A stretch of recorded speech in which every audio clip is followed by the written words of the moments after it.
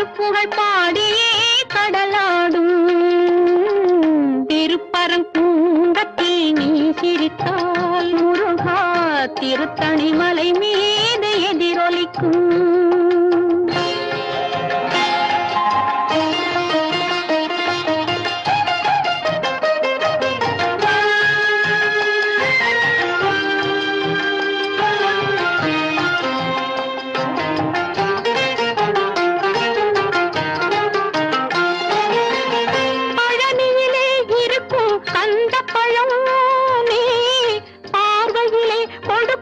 அந்த பழம் பழனியிலே இருக்கும் கந்த பழம்